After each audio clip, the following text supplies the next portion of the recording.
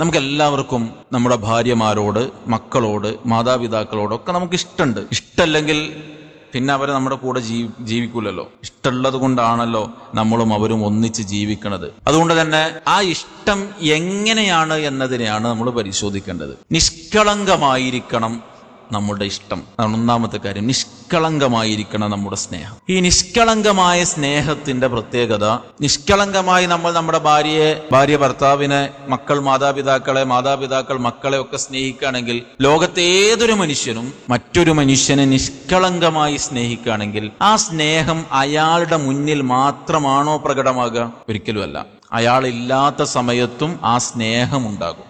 നമ്മൾ വളരെ നിഷ്കളങ്കമായും ആത്മാർത്ഥമായും ഒരാളെ സ്നേഹിക്കുന്നുണ്ടെങ്കിൽ അയാളെ മുന്നിൽ കാണുമ്പോൾ മാത്രമല്ല നമ്മൾ എന്ത് ചെയ്യുക? ആ സ്നേഹം പ്രകടിപ്പിക്കുക. മറിച്ച് അയാൾ നമ്മളെ കേൾക്കാത്തപ്പോഴും, അയാൾ നമ്മളെ കാണാത്തപ്പോഴും, അയാൾ നമ്മുടെ കൂടെ ഇല്ലാത്തപ്പോഴും ഒക്കെ ആ സ്നേഹം നമ്മുടെ മനസ്സിലുണ്ടാകും. അപ്പോൾ അങ്ങനെ നിഷ്കളങ്കമായൊരു സ്നേഹം നമുക്കും നമ്മുടെ ഇണക്കും ഇടയിലുണ്ടെങ്കിൽ, നമുക്കും മക്കൾക്കും ഇടയിലുണ്ടെങ്കിൽ, യഥാർത്ഥത്തിൽ നമ്മുടെ കൺമുന്നിൽ മാത്രമുള്ള സ്നേഹപ്രകടനമല്ലല്ലോ ഉണ്ടാകുക. സ്നേഹം നിഷ്കളങ്കമാകണം. സ്നേഹം നിഷ്കളങ്കമാകാനുള്ള മാർഗം എന്താണ്? എങ്ങനെ നമുക്ക് നിഷ്കളങ്കമായി സ്നേഹിക്കാൻ പറ്റും? ഏത് സ്നേഹത്തെയാണ് നിഷ്കളങ്ക സ്നേഹം എന്ന് നമുക്ക് പറയാൻ പറ്റുക? റസൂലുള്ളാഹി സ്വല്ലല്ലാഹു അലൈഹി വസല്ലം പറഞ്ഞു. അത് ദാമ്പത്യത്തിന്റെ കാര്യത്തിലോ അല്ലെങ്കിൽ സൗഹൃദത്തിന്റെ കാര്യത്തിലോ അല്ലെങ്കിൽ മക്കളും മാതാപിതാക്കളുമായി ബന്ധപ്പെട്ട വിഷയത്തിലൊന്നും പറഞ്ഞ ഹദീസല്ല. പക്ഷെ നബി സല്ലല്ലാഹു അലൈഹി വസല്ലം പറയാണ്, അനസ് റളിയല്ലാഹു അൻഹു നിവേദനം ചെയ്യുന്ന ഹദീസിൽ നമുക്ക് കാണാൻ നബി സല്ലല്ലാഹു അലൈഹി വസല്ലം പറയുന്നത്, സലാസുൻ മൻ കുന്ന ഫീഹി വജദ ഹലാവത്തൽ ഈമാൻ. സലാസുൻ, മൂന്ന് കാര്യങ്ങൾ. മൻ കുന്ന ഫീഹി, ആരിലാണോ ആ മൂന്ന് കാര്യമുള്ളത്, വജദ ഹലാവത്തൽ ഈമാൻ, അവന് ഈമാനിന്റെ മാധുര്യം കിട്ടും. അപ്പോൾ മൂന്ന് കാര്യം ഒരാളിൽ ഉണ്ടെങ്കിൽ അവന് ഈമാനിന്റെ മധുരം അനുഭവിക്കാൻ കഴിയും. എന്നിട്ട് റസൂൽ സല്ലല്ലാഹു അലൈഹി വസല്ലം പറഞ്ഞു, അയ്യകൂന അല്ലാഹു വറസൂലുഹു അഹബ്ബ ഇലൈഹി മിമ്മാ സിവാഹുമാ.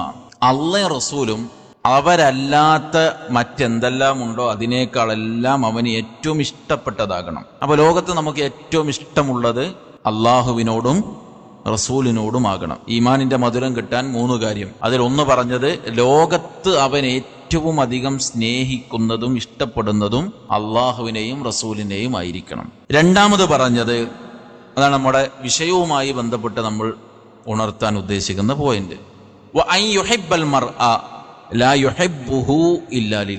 അവൻ ഒരാളെ സ്നേഹിക്കുന്നു, ലാ യുഹിബ്ബുഹു ഇല്ലാ ലില്ലാ, അവൻ അയാളെ സ്നേഹിക്കുന്നില്ല ഇല്ലാ ലില്ലാ, അള്ളാഹ്ക്ക് വേണ്ടി അല്ലാതെ, പടച്ചവന് വേണ്ടി അല്ലാതെ അവൻ ഒരാളെയും സ്നേഹിക്കുന്നു. അവൻ ആര് സ്നേഹിക്കണുണ്ടെങ്കിലും ആ സ്നേഹം എന്താണ്?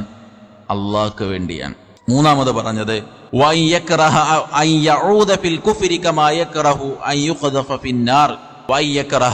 അവൻ വെറുക്കുന്നു, കുഫറിലേക്ക് തന്നെ മടങ്ങിയെത്തുന്നതിനെ അവൻ വെറുക്കുന്നു. കമാ യക്റഹു അൻ യുഖ്ദഫ ഫിന്നാർ, നരകത്തിലേക്ക് എറിയപ്പെടുന്നത് അവൻ എത്ര കണ്ട് വെറുപ്പോടുകൂടിയാണോ കാണുന്നത്, അതുപോലെ അല്ലാഹു സുബ്ഹാനഹു വ തആല ഹിദായത്ത് കൊടുത്തിട്ട് ആ ഹിദായത്തിൽ നിന്ന് തിരിച്ചു പോകുന്നതിനെ അവൻ വെറുക്കുകയും ചെയ്യുന്നു. ഈ മൂന്ന് കാര്യം ഒരാളിൽ ഉണ്ടെങ്കിൽ അവന് ഈമാനിന്റെ മധുരം അനുഭവിക്കാനാകുമെന്ന് റസൂലുള്ളാഹി സ്വല്ലല്ലാഹു അലൈഹി വസല്ലം പഠിപ്പിച്ചു. അതിലെ രണ്ടാമത്തെ പോയിന്റ് എന്താ? വഅയ്യുഹിബ്ബൽ മർഅ ലാ യുഹിബ്ബുഹു ഇല്ലാ ലില്ലാ, അവൻ ഒരാളെ സ്നേഹിക്കുന്നില്ല ഇല്ലാ ലില്ലാ, അള്ളാഹ്ക്ക് വേണ്ടി അല്ലാതെ. അപ്പൊ നമ്മൾ ലോകത്ത് ആര് സ്നേഹിക്കുന്നതും ആർക്ക് വേണ്ടിയാകണം? പടച്ചോന് വേണ്ടിയാകണം. അള്ളാഹ്ക്ക് വേണ്ടിയാണ് നമ്മുടെ സ്നേഹമെങ്കിൽ തീർച്ചയായും നമ്മുടെ സ്നേഹം നിഷ്കളങ്കമാവും. അള്ളാഹ്ക്ക് വേണ്ടി ഭാര്യ ഭർത്താവിനെ സ്നേഹിച്ചാല് ആലോചിക്കുകയാണെങ്കിൽ 10 കൊല്ലം ആ ഭർത്താവ് അവളുടെ കൂടെ അല്ലെങ്കിലും അവൾക്കൊരു പ്രശ്നം ഉണ്ടാവില്ല എന്നല്ല, അവളുടെ സ്നേഹത്തിൽ കുറവുണ്ടാവില്ല.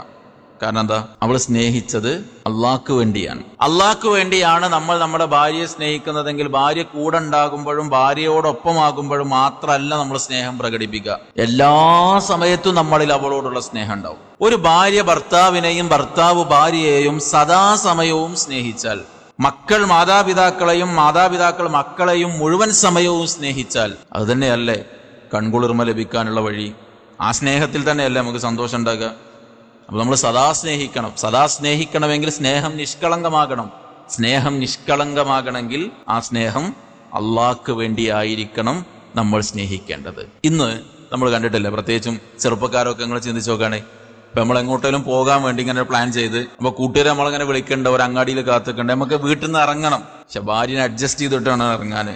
അപ്പൊ ഓള് ഇറങ്ങാൻ സമയത്ത് ഓളോട് ഇങ്ങനെ പൊന്നാരൊക്കെ പറഞ്ഞ എന്ത് ചെയ്യും, ചിലപ്പോ ഒന്ന് പറഞ്ഞ് അഡ്ജസ്റ്റ് ചെയ്തിട്ട് നമ്മുടെ കൂട്ടുകാരുടെ അടുത്ത് എത്തിയ ഉടനെ നമ്മളെന്താ പറയാ, ചങ്ങായി അവിടെ നിന്ന് ഇറങ്ങി കിട്ടാനുള്ള ഒരു ഇടങ്ങേറ്, അതുകൊണ്ടാ 10 മിനിറ്റ് വൈകിയത് അറിയും. അപ്പൊ ശരിക്കും ഇവിടെ നമ്മുടെ 2 മുഖാണ് നമ്മൾ കണ്ടത്. ഒന്ന് ഭാര്യന്റെ മുന്നിൽ വളരെ സ്നേഹത്തോടു കൂടി നമ്മൾ പെരുമാറിയിട്ട് ഭാര്യന്റെ അടുത്ത് നിന്ന് ഇറങ്ങി കൂട്ടുകാരെ മുന്നിൽ എത്തിയപ്പോൾ നമ്മൾ ഭാര്യയെ കുറിച്ച് പറഞ്ഞ എന്താ, ചങ്ങായി ഓളടുത്തൊന്ന് കഴിച്ചിലായി പോരണമെങ്കിൽ ഒരു ഇടങ്ങേറ്. അപ്പൊ ഇവിടെ നമ്മൾ നേരത്തെ പ്രകടിപ്പിച്ച സ്നേഹം എന്തല്ല, നിഷ്കളങ്കമായ സ്നേഹമല്ല. നിഷ്കളങ്കമായ സ്നേഹമാണെങ്കിൽ അത് അള്ളാഹ്ക്ക് വേണ്ടിയാണ്. അള്ളാഹ്ക്ക് വേണ്ടിയാണെങ്കിൽ ഓളെ മുന്നിൽ നിന്ന് മാത്രമാണോ പടച്ചോൻ നമ്മളെ സ്നേഹത്തെ കണ്ടത്? അല്ലല്ലോ. കൂട്ടുകാരെ മുന്നിലെത്തുമ്പോഴും പടച്ചോൻ തന്നെയാണല്ലോ കാണുന്നത്. ഇനി ഭാര്യ തിരിച്ചു ചിന്തിച്ചു നോക്കുകയാണെങ്കിൽ, നമ്മൾ വീട്ടിൽ നിന്നൊക്കെ ആകുമ്പോൾ അൽഹംദുലില്ലാ നമ്മളോട് ഭയങ്കര റാഹത്തായി പെരുമാറി, നമ്മൾ വീട്ടിലില്ലാത്തൊരു സമയത്ത് അയൽക്കാർ തമ്മിൽ ഇങ്ങനെ സംസാരിക്കുമ്പോൾ നമ്മളെ ഭാര്യയ്ക്ക് നമ്മളെ കുറിച്ച് പറയാനുള്ളത് എന്താ, അതെ മൂപ്പരോടൊരു കാര്യം പറഞ്ഞു ശരി, മൂപ്പര അഡ്ജസ്റ്റ് ചെയ്യണേ ഭയങ്കര പ്രശ്നമാണ്, എന്നാൽ നമ്മളോട് ഭയങ്കര സ്നേഹമാണ്. അപ്പൊ ആ സ്നേഹം ശരിക്കും നിഷ്കളങ്കമാണോ? പടച്ചോന് വേണ്ടിയുള്ള സ്നേഹമാണോ? അള്ളാഹ്ക്ക് വേണ്ടിയുള്ള സ്നേഹമാണെങ്കിൽ അയൽവാസിയോട് സംസാരിക്കുമ്പോൾ എങ്ങനെ ഭർത്താവിന്റെ നെഗറ്റീവ് പറയാൻ കഴിയുക, അല്ലെങ്കിൽ ഭർത്താവിനെ മോശമാക്കി സംസാരിക്കാൻ കഴിയുക? നമ്മൾ നിഷ്കളങ്കമായി സ്നേഹിക്കുക, പടച്ച റബ്ബിന് വേണ്ടിയാവുക നമ്മുടെ സ്നേഹം എന്നത്. ഇനി മക്കളുടെയും മാതാപിതാക്കളുടെയും കാര്യത്തിലും അങ്ങനെ തന്നെയാണ്.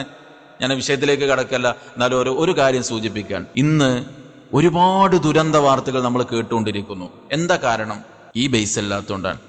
അള്ളാഹ്ക്ക് വേണ്ടി ഓരോ മക്കളും അവരുടെ ഉമ്മാനി ഉപ്പാനി സ്നേഹിച്ചാൽ ലോകത്ത് മക്കളിൽ നിന്ന് ഏതെങ്കിലും ഉമ്മാക്കും ഉപ്പാക്കും എന്തെങ്കിലും പ്രയാസം ഉണ്ടാവോ? ഒരു പ്രശ്നം ഉണ്ടാവില്ല. അപ്പൊ മക്കൾ മാതാപിതാക്കളെ സ്നേഹിക്കുന്നത്, മാതാപിതാക്കൾ മക്കളെ സ്നേഹിക്കുന്നത്, പുതിയ കാലം എന്ന് പറഞ്ഞാല് ഏറെ വൃത്തികേടുള്ളൊരു കാലമാണ്. നമുക്ക് ഇത്തരം ഒരു സദസ്സുകളിലൊക്കെ പരാമർശിക്കുക എന്നുള്ളത് പ്രയാസമുള്ള കാര്യമാണ്. സ്വന്തം പിതാവിനെ പേടിക്കേണ്ടി വരുന്ന മക്കൾ ജീവിക്കുന്ന കാലത്താണ്.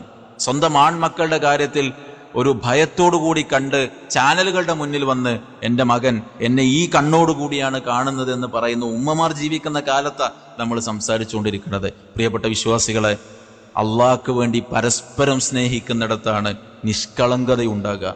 ആ നിഷ്കളങ്ക സ്നേഹം മാത്രമേ നമ്മെ സംബന്ധിച്ചിടത്തോളം കൺകുളിർമ നൽകുന്ന സ്നേഹമായി മാറുള്ളൂ. അപ്പൊ ഇന്ന് നമ്മൾ പഠിക്കുന്ന 1-ാമത്തെ പാഠം, നമ്മളെല്ലാവരും നമ്മുടെ ഇണകളെ, നമ്മുടെ മക്കളെ, മാതാപിതാക്കളെ പടച്ചോന് വേണ്ടി സ്നേഹിക്കുന്നുള്ളതാണ്. അല്ലാഹു സുബ്ഹാനഹു വ തആലക്ക് വേണ്ടി നമ്മൾ സ്നേഹിക്കുമെന്ന് തീരുമാനിച്ചാൽ ഈമാനിന്റെ മധുരം നമുക്ക് അനുഭവിക്കാനാകും, നമ്മുടെ കുടുംബ ജീവിതത്തിൽ അതിന്റെ സന്തോഷം നമുക്ക് കണ്ടെത്താനാകും.